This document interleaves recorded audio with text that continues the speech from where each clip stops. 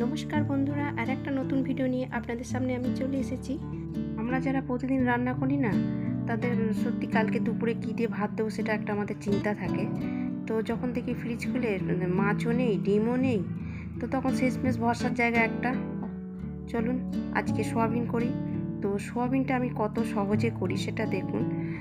আর এখানে আমি সোয়াবিন নিয়ে নিয়েছি, আর আর এখানে আমি নিয়ে নিয়েছি একটা গোটা টমেটো, আর আলুকে আমি 2 পিস করে নিয়েছি, পেঁয়াজ নিয়ে নিয়েছি, লঙ্কা নিয়ে নিয়েছি, আদা নিয়ে নিয়েছি, আর রসুন নিয়ে নিয়েছি। চলুন কীভাবে করি দেখুন। কি বলেন দর্শক?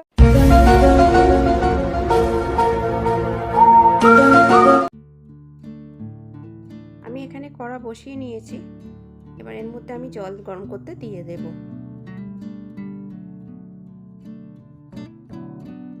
আমার এখানে জলটা গরম হয়ে গেছে, এবার আমি এর মধ্যে সয়াবিনগুলো সব ঢেলে দেব। তো যারা আমার ভিডিওটা দেখছেন, আমার যদি নতুন বন্ধু হয়ে থাকেন, তাহলে আমার চ্যানেলটাকে একটু লাইক আর সাবস্ক্রাইব করে রেখে দেবেন। যখন নতুন কোনো ভিডিও আপলোড দেবো আপনার কাছে নোটিফিকেশান চলে যাবে। আমি এখানে আলুটা তেলের মধ্যে ছেড়ে দেবো, আর তেলটাকে না খুব বেশি গরম করব না, হালকা একদম তেলটা গরমে তার মধ্যে আলুটা দিয়ে দেব। তো দেখুন আমার এখানে আলুটা দিয়ে দিয়েছি। এরপর আমি একটু হলুদ দিয়ে দেব,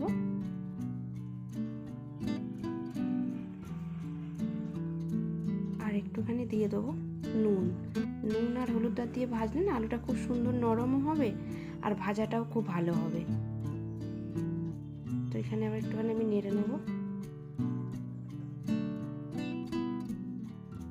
আমি আলুগুলোকে 2 পিস করে দিয়েছি, আপনারা যদি ভাবেন এটাকে 4 পিস করে দেবেন তো দিতে পারেন। তো এর মধ্যে আমি গোটা টমেটো দিয়ে দেব,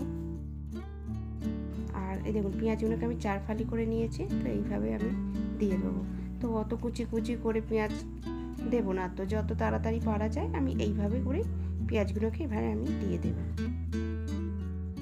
দিয়ে এখানে আমি একটা নিয়ে নিয়েছি লবঙ্গ, এলাচ আর দারচিনি, আর এর মধ্যে আমি দিয়ে দেবো তেজপাতা, আর দিয়ে দেবো জিরে, গোটা জিরে এর মধ্যে আমি দিয়ে দেবো। দিয়ে এগুলো একসাথে আমি ভাজবো, একটু নেড়ে নিয়ে এইভাবে আমি একসাথে ভাজতে থাকবো। আমরা আগে তো সোয়াবিন করলে কি প্রথমে জিরেটা দেবো, তারপরে পেঁয়াজ দেবো না, আমি না একবারে দিয়েছি। দেখুন আমার এখানে আলু, পেঁয়াজ, টমেটো মোটামুটি সব ভাজা হয়ে গেছে। তো এরপরে আমি এখানে একটুখানি চিনি সামান্য দেবো রং হবার জন্য। দেখুন আমার এখানে পুরোটাই ভাজা হয়ে গেছে, আলুটা সুন্দরভাবে ভাজা হয়ে গেছে। আর এরপরে আমি এই সয়াবিনগুলোকে দিয়ে দেবো কড়াইয়ের উপরে। দেখুন আমি সঙ্গে ঠিক এইভাবে নিগড়ে নিগড়ে জল নিয়ে আমি কড়াইয়ের উপরে দিয়ে দেব।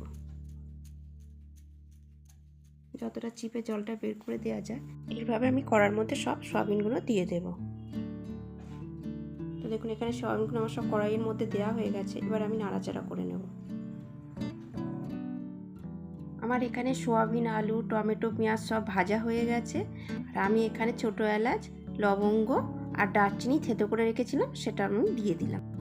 আর রং হওয়ার জন্য এখানে আমি দিয়ে দেবো কাশ্মীরি গুঁড়ো লঙ্কা। আর এখানে আদা রসুনটা আমি একসাথে পেস্ট করে রেখেছি, সেটা একসাথে দিয়ে দিই। এবার এটাকে আমি একটু কষে নেব।